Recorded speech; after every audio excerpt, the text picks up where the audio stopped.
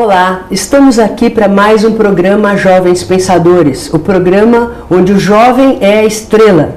Se você quer mostrar sua opinião, se você quer discutir alguma coisa que você viu por aí, se ninguém está dando ouvido para a sua opinião e você quer ter um espaço para falar o que você pensa, aqui mesmo é o seu lugar. Nós estamos querendo te ouvir, então você mande a sua inscrição, a sua vontade para o meu e-mail, rosilmaroldan@gmail.com.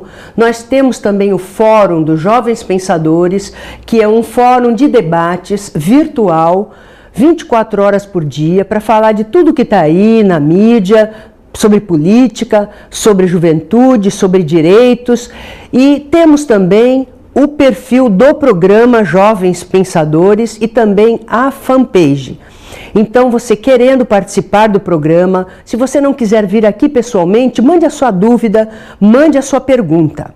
E eu estou hoje aqui cumprindo uma promessa que eu fiz o mês passado para o telespectador da TV Com, porque uma área que me é muito cara e que me dá muita preocupação é a área da educação. E eu me comprometi com o telespectador da TV Com, com os jovens, de trazer uma vez por mês pessoas ligadas à área da educação para falar um pouquinho sobre essa história de que a educação é realmente tão importante como as pessoas falam. Realmente a educação, ela o desenvolvimento de um país passa pela educação? Sim, todo mundo concorda com isso mesmo, só que como? Como revolucionar a educação? Como levar o Brasil a ser realmente um país de primeiro mundo através da educação? Muito se fala, mas as propostas realmente a gente não vê. Nós estamos aqui com uma mãe e com uma dona de escola. E elas vão falar para a gente a visão delas a respeito de algumas questões que nos incomodam. E vocês também, telespectador da TV Com, jovem que está nos assistindo, continue mandando suas dúvidas na área da educação, na área da inclusão, que nós vamos conversar com muitas pessoas que entendem desses assuntos e vamos sempre estar tentando responder para você suas dúvidas. Embora já diga a vocês que a educação é um tema aberto, ele está sempre em evolução e muitas cabeças sempre têm que estar pensando, porque nós sempre estamos aprendendo em educação. Então, estamos aqui com a Renata Santiago, olá, que é diretora do Colégio Átrio, e estamos aqui com a Juliana, que é mãe de um aluno especial. É isso mesmo, né, Juliana? Então, nós vamos conversar um pouquinho com elas e vamos falar, primeiramente, uma pergunta para as duas. As duas vão falar cada uma a sua visão. A relação família-escola, que nem sempre é uma relação muito tranquila. Às vezes é uma relação, é quase um casamento, né? Às vezes é um casamento que dá certo, às vezes é um casamento que se rompe, às vezes a mãe não fica satisfeita e vive mudando o filho de colégio. Eu quero saber de vocês. Renata fala pela escola e depois a Juliana fala com a sua visão de mãe. Como é que deve ser esse casamento e para ele ser um sucesso, quais são os pressupostos? O que você tem a dizer, Renata? Bom, em primeiro lugar, queria te agradecer o espaço, né? É sempre muito bom a gente poder ter essas discussões no meio da educação. Eu acho que elas são sempre muito produtivas. E quando você me convidou para falar sobre esse assunto, é um assunto que traz muita polêmica. Como você disse, as pessoas pensam de formas diferentes e isso tem que ser respeitado, né? E quando você me convidou e sugeriu até uma mãe, na hora eu pensei na Juliana, porque a nossa relação, né, digo nossa, escola e família, ao contrário do que algumas pessoas podem pensar assistindo o programa, ela convidou uma mãe muito tranquila, uma mãe muito passiva, e ao contrário. Ela é advogada, não é? A Juliana então, é advogada. Então, ela não deve ser muito passiva. E a Juliana é uma mãe que contesta bastante o trabalho da nossa escola, né? E importante isso, Renata. E isso é de suma importância, porque você desarticula e você tira daquele lugar comum e faz o professor, o coordenador, o diretor da escola reavaliar o caminho que está seguindo com a criança. Normalmente, as crianças cujos pais são mais articulados ou mais questionadores, ou aqueles que cobram mais, são pais de alunos que avançam mais. Então, a gente consegue enxergar as crianças indo mais longe a partir do momento em que esses pais questionam mais a escola, estão mais ali, atuando, realmente envolvidos com a professora, no dia a dia, querendo saber o que está acontecendo, sugerindo mudanças no trabalho. Isso eu vejo muito, muito claramente, e por isso, então, que escolhemos a Juliana para estar aqui hoje. Juliana, é isso mesmo. Você, ela, desde o início, quando ela apontou seu nome, ela disse que você queria trazê-la justamente porque você era questionadora, que você era advogada, você é sua colega. E os advogados conhecem muito bem seus direitos, como também conhecem suas obrigações, né, Juliana? E então ela cumpre o papel dela, não é mesmo? E me diga uma coisa, Juliana, você acha importante, porque a criança, ela tem um papel dentro da família, né? Aquele papel que ela desempenha desde que ela nasce, que vai se construindo aquela relação, pai, mãe, irmãos, enfim, né? E quando ela vai para a escola, ela começa a construir um outro mundo, um outro cenário, é como se fosse uma peça de teatro. Ele encena uma personagem em casa e a outra na escola. E aí, quando você vai para a escola, você traz esse personagem de casa para complementar a visão que a Renata lá na escola tem do seu filho. É isso mesmo? Como é que funciona isso? Bom, começando por outra ênfase, quando a Renata começou a falar, né, sobre a nossa relação de escola e pais, quando eu comecei a buscar uma escola para o meu filho, era um dos requisitos. Como ele é uma criança especial, eu queria chegar a um ponto de uma escola que me escutasse, que me desse a oportunidade de dizer como eu achava que poderia ser melhor trabalhar com ele, né? Porque assim, eu estudei numa escola de moldes prontos, né? Então, em que você tinha que aprender aquilo daquela forma, né? E quando eu comecei a perceber as dificuldades do meu filho, eu vi que para ele seria impossível um molde pronto. E que eu precisava de uma escola que escutasse não só a mim, mas escutasse a ele também.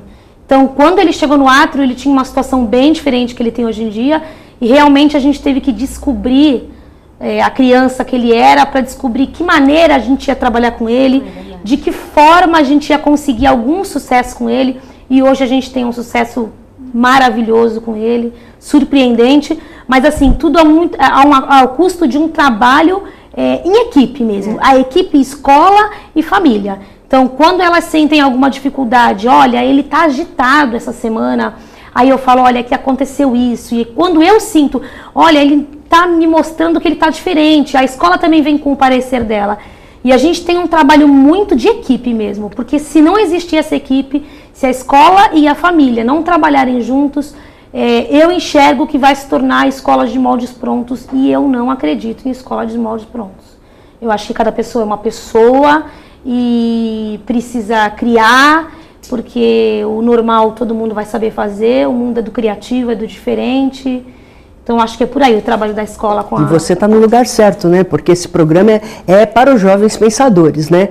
Porque hoje, né, Renata, você que é educadora há tantos anos, tem uma escola há tantos anos, começou recém-nascida, dona de escola, essa garota, é uma jovem pensadora já há muito tempo. A educação hoje, ela é realmente assim como você falou, Juliana, adaptada à criança, e não como era antigamente, o padrão, né? E outro dia, inclusive no Fórum dos Jovens Pensadores, nós discutimos isso. A gente diz, o homem padrão, Então você não se encaixa no homem padrão, na mulher padrão, então você está infeliz. Eu até hoje não conheci esse homem padrão e nem essa mulher padrão, porque eu só conheço gente infeliz porque não se encaixa no padrão de alguma forma. Ou porque é muito gorda, muito magra, ou porque é muito feia, muito bonita, muito alta, muito magra, enfim. Né? Então as pessoas são todas diferentes, né? É claro que é muito mais trabalhoso, né? Você ter uma escola que você constrói todos os minutos e não uma escola pronta, como você disse, muito mais trabalhoso. E aí eu pergunto, Renata, é possível a gente ter uma escola como essa que vocês estão me trazendo aqui, trazendo para o telespectador aqui da TV Com, uma escola que tenha 50 alunos numa classe?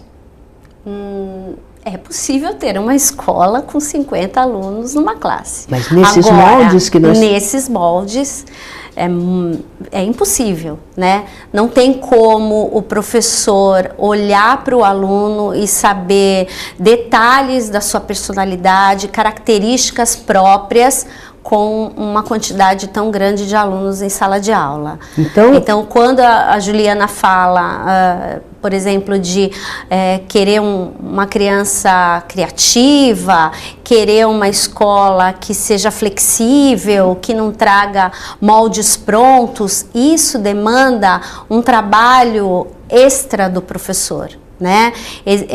Exige dele realmente que se debruce muito mais sobre o momento de aprendizagem de cada criança, para que ele possa trazer atividades, oportunidades de ensino que privilegiem aquele, na sala de aula, tirando os alunos com necessidade especial, como o caso do filho da Juliana, mas a gente tem diversas habilidades diferentes. Então você tem o aluno que vai ser muito bom academicamente falando, você vai ter aquele que vai ser muito bom na parte artística ou de movimento. Isso já tem sido muito discutido, já tem sido muito falado, é um discurso muito recorrente, mas existe realmente a possibilidade de você, dentro da sala de aula, contemplar todos esses alunos e fazer com que todos avancem e todos tenham o seu brilho, as suas características valorizadas? Sim, tem como. Mas é claro que 50 alunos. A quantidade de alunos é algo que já é uma premissa, né? Então não tem como você trabalhar com uma sala tão numerosa e dar conta de tantas frentes de trabalho. Que ele aprenda, que ele seja valorizado nas suas habilidades, isso não tem como. Que a gente fala assim, número mágico, 25 alunos numa classe, 20 alunos numa classe, isso é número mágico? Estou falando porque nós temos lido em algumas revistas aí que alguns economistas metidos a educadores costumam dizer, não é número mágico, é uma questão de matemática, as aulas são 50 minutos de aula. Então, se hoje a educação é interativa, nós temos, se todos os alunos podem perguntar e perguntando eles aprendem, se todos os 50 quiserem exercer o seu direito de perguntar, não dá tempo nem de responder numa aula de 50 minutos.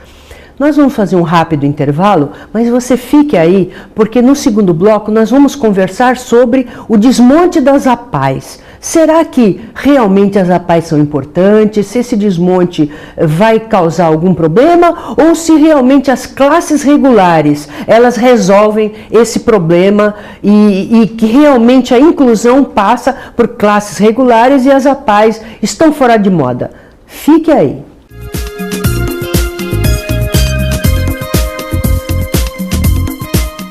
Olá, eu sou Adilson de Carvalho, eu também estou aqui na TV Com o programa Classe A. Um programa de variedades, né, feito para você que gosta de levar a vida com estilo e curtir uma boa entrevista. Toda quarta-feira, 9 da noite, com reprise na sexta-feira, 4h30 da tarde. Eu espero por você. Até lá!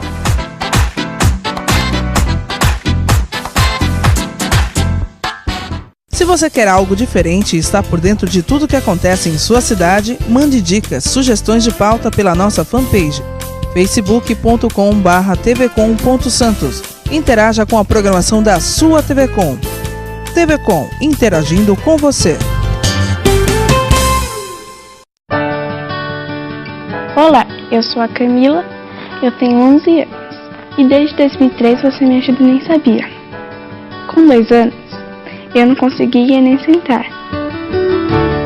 Então, a minha mãe começou a pegar 3 ônibus, trem e metrô para me levar para a CD. Hoje, só falta mais uma cirurgia para eu poder falar que está tudo bem. Por tudo que você fez por mim e pelas crianças da AACD até hoje, muito obrigada. Agradecendo a você a audiência, convido-os a sempre prestigiar e continuar assistindo o programa Estrela Guia na TV, que vai ao ar todas as terças-feiras às 20 horas, com reprise sábado às 14 horas, nos municípios de Santos, São Vicente e Praia Grande. O programa Estrela Guia na TV procura, diversificando os assuntos, levar você momentos de entretenimento, lazer e uma boa informação.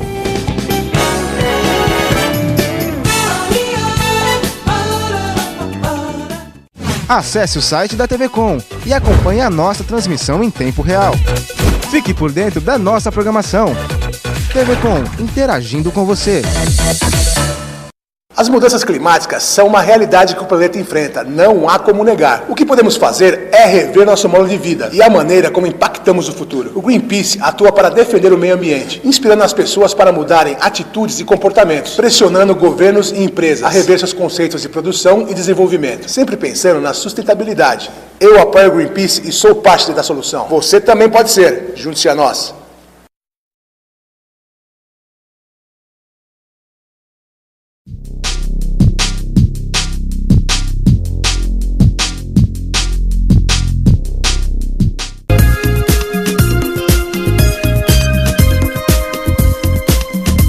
Pessoal, voltamos e agora nós vamos conversar com essas meninas maravilhosas aqui, essas jovens pensadoras, sobre vários assuntos que nos incomodam em relação a alunos especiais. Um dos assuntos é o desmonte das APAES que eu prometi para vocês antes do intervalo. O outro assunto que nós vamos conversar com elas também é a questão dos pais, dos alunos, ditos, considerados normais, normais aqui dizendo os que são dentro da norma, do padrão, vamos dizer assim, né? Que ficam incomodados de estar numa classe regular, o seu filho e um outro aluno que tenha maior dificuldade de aprendizagem, que tenha um outro tempo de aprendizagem. Será que esse aluno realmente não prejudica a aprendizagem do meu filho? Nós vamos conversar esses dois assuntos agora com as nossas amigas Juliana e Renata. Primeira pergunta que eu faço é das APAES. Então nós temos visto aí no jornal, né, em conversa com as pessoas, né, o desmonte das APAES. Nós sabemos que pela Convenção Internacional da Criança, pelo próprio Estatuto da Criança e do Adolescente, as crianças têm direito a conviver com crianças da mesma idade, né? E hoje sabemos que as crianças deficientes e até os superdotados, eles precisam ser estimulados, os superdotados perdem a superdotação. E os deficientes, eles não têm limite a alcançar. Antigamente se escondia o deficiente em casa e muitos morriam muito cedo, porque não se conhecia que alguns mecanismos, até exercícios e até estimulação neuronal e cerebral poderiam dar a essas crianças uma excelente qualidade de vida. Hoje nós temos muitas pessoas, até deficientes mentais, trabalhando, exercendo sua profissão, contentes, casando, tendo filhos normais. Quer dizer, então o ser humano, o corpo humano é tão maravilhoso que a gente nunca sabe qual é o limite desse corpo humano. E sabemos que o estímulo é muito importante. Então, por conta disso, um enfoque tão grande na inclusão, porque sabemos que as crianças que estão entre pessoas que têm um QI maior ou sabem mais, elas estimulam essas crianças têm mais chance de aprendizado. A preocupação está justamente nos pais que têm essas crianças que sabem mais, vamos dizer assim. Será que meu filho vai ser prejudicado? Será que ele vai esquecer, desaprender? Será que ele não vai ser tão estimulado? E as crianças que têm deficiência séria, que não poderiam ficar o tempo todo em classes regulares e que hoje estão nas APAES, como é que essas crianças vão ficar com o desmonte com o desmonte das APAES. Juliana. Eu acho que é um tema muito polêmico, porque são vários ângulos, né? Se a gente pensar nas crianças como meu filho, que tem uma deficiência, vamos dizer, leve, né? A gente pode pensar que talvez conviver junto com crianças da mesma idade, consideradas normais, para ele foi muito bom e é muito bom. Só que se a gente acaba com a APAE, para onde vão essas crianças?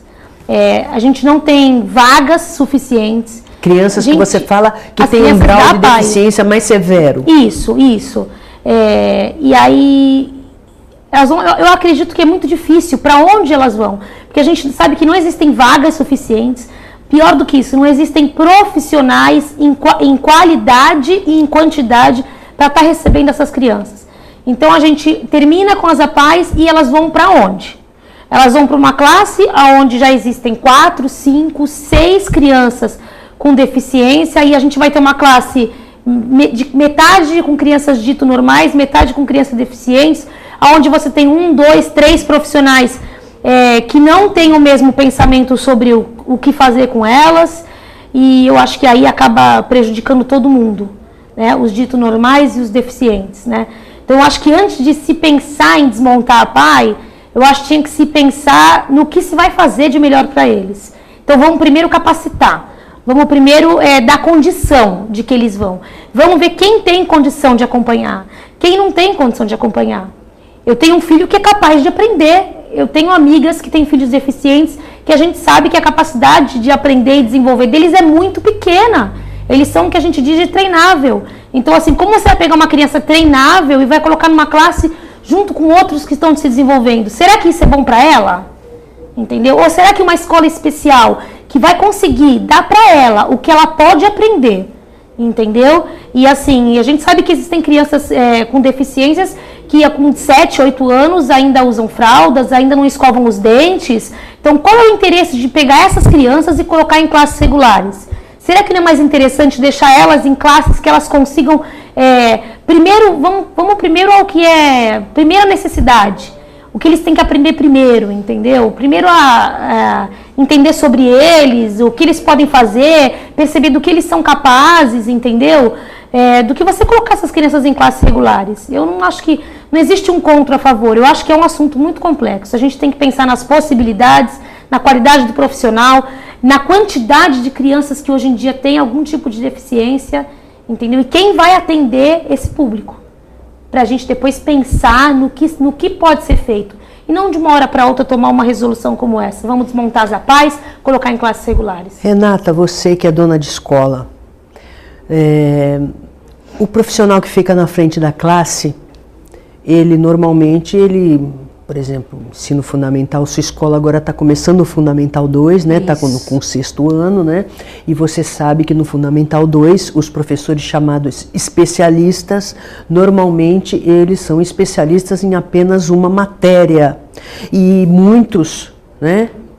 No meu entendimento, totalmente ultrapassados, me desculpe a opinião, falo mesmo, eles entendem que eles só devam ensinar a sua matéria, né?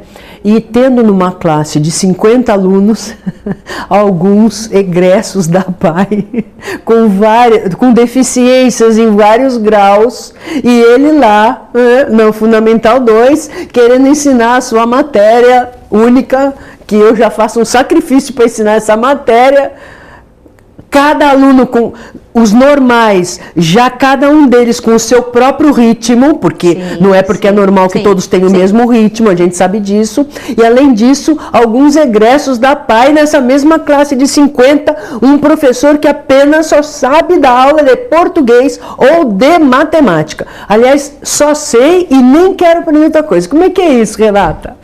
É bom, você que é diretora de escola, como é que você lida com isso? Você tocou num assunto bem interessante, porque é muito importante para a carreira. Eu falo isso enquanto professora, né, educadora, sou diretora de escola, mas a minha formação é no magistério. E ao longo da nossa carreira, ao longo dos anos aí de escola, né, da nossa jornada, algo que foi muito importante, sempre muito valorizado na equipe, foi a capacitação, foi o aprimoramento profissional. E aí, voltando na história lá, antes de responder a tua pergunta, voltando na história da PAI, como ficam esses professores que investiram uma vida toda em conhecimento sobre inclusão? Como ficam esses professores que foram em congressos, seminários, gastaram dinheiro com livros, passaram tempo das suas vidas, tomaram tempo do seu lazer para investir em aprendizagem a respeito de uma deficiência, de uma dificuldade específica do aluno? A gente sabe que o espectro de necessidades especiais é muito amplo. É muito amplo. A gente pensar numa PAI, numa sala de aula com 4 crianças, o professor ali com 4 crianças e um auxiliar, quanta coisa esse professor não tem que conhecer para fazer avançar esses 4 alunos.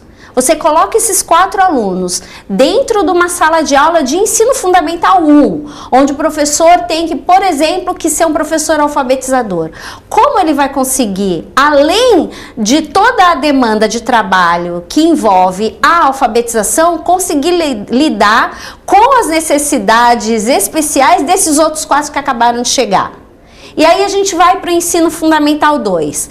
No nosso caso, há uma particularidade porque o nosso 6º ano vai ser, né, estamos implantando, vai ser polivalente. O que quer dizer isso, Renata? Justamente para quê? Os meninos da antiga 5ª série, né, os pais que me ouvem e que estudaram na 5ª série, que hoje é o 6º ano, há uma dificuldade muito grande dos meninos gerenciarem tempo, essa entrada e saída do professor especialista, guarda material, copia a lição, não, pega outra folha de atividade que você já tem que entregar para o professor que está chegando.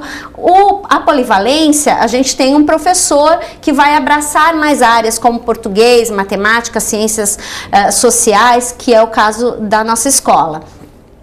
Como ficam esses 4, então, que vão para o 6º ano? Como ficam essas crianças num jogo de entra professor, sai professor? E outra coisa, aquilo que está sendo ensinado ali realmente é o que importa para essa criança? Até que ponto aquilo que o professor está colocando como parte do currículo ali na frente dela vai trazer benefício para a sua vida? A expectativa de um pai, de uma criança com necessidade especial grave, né, severa, é outra. A gente não está nem falando aqui de aluno com TDAH, que isso, ao meu olhar, ao olhar da nossa escola, isso é o menor dos ditos problemas, né? Isso é algo que a gente já passa como comum na nossa escola. Agora, essas necessidades especiais mais severas, a Juliana ainda estava colocando, uma criança que não sabe escovar os dentes, uma criança que tem dificuldade para segurar o lápis. Claro, a escola precisa se adequar, a escola precisa se reestruturar, olhar para as suas deficiências, não só para as deficiências da criança, mas realmente ter alunos juntos ali, né, com uma necessidade tão grave e uma necessidade mais leve, com certeza traz prejuízo para ambos os lados. E também traz, digamos, não um prejuízo, mas uma sensação de morrer na praia desse que investiu tanto num conhecimento que agora não pode ser colocado em prática. Pessoal, como vocês viram, a gente tem muita coisa para falar sobre educação, principalmente dificuldades de aprendizagem. Por isso, voltem a assistir a gente aqui sábado que vem, que essas meninas vão continuar com a gente falando sobre dificuldade de aprendizagem. Até sábado que vem, às 15 horas, se Deus quiser.